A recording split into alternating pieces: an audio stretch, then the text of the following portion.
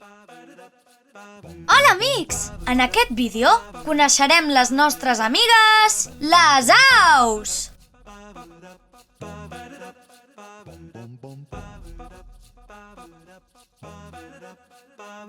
Hi ha tanta diversitat d'aus, n'hi ha de tants colors i formes, que és divertidíssim conèixer-les.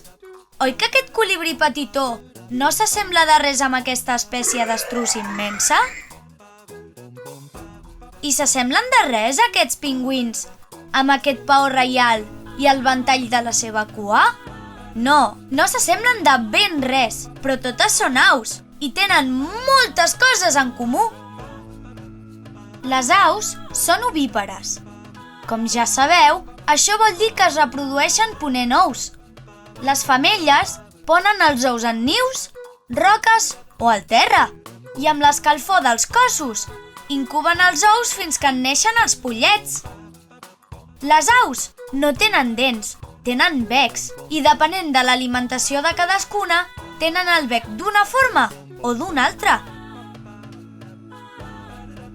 Respiren per pulmons, que estan comunicats a unes bosses plenes d'aire que anomenem sacs aeris, que els permeten volar.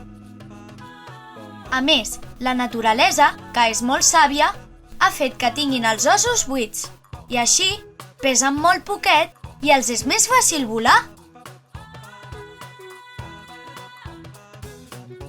La pell de les aus està coberta de plomes que els protegeixen del fred i també de la calor. Les aus tenen 4 extremitats. Les posteriors són les potes i les anteriors les ales. Les ales i les plomes són fonamentals perquè puguin volar i en alguns casos també per nedar. Les aus són terrestres i gairebé totes poden volar. Sabeu quines són 2 aus que no poden volar? És clar! Els estruços i els pingüins són aus que no poden volar. Les aus tenen 4 tipus de plomes. Cobertores que recobreixen tot el cos i les protegeixen del fred. Les rameres estan a les ales i faciliten el vol. El plomissol, que tenen al pit i a la panxa i les ajuda a mantenir una temperatura corporal constant. I les plomes timoneres, que estan a la cua i regulen la direcció del cos, com si fossin un timó. Les aus, en funció de l'alimentació, es classifiquen en diversos grups. Són herbívores si s'alimenten d'herbes i vegetals. Tenen el bec curt i fort i poden triturar les llavors i les granes de què s'alimenten. Si només mengen gra, s'anomenen granívores. Les aus carnívores, com les àguiles i els mussols, cacen altres animals per alimentar-se. Tenen becs forts i corbats per poder caçar.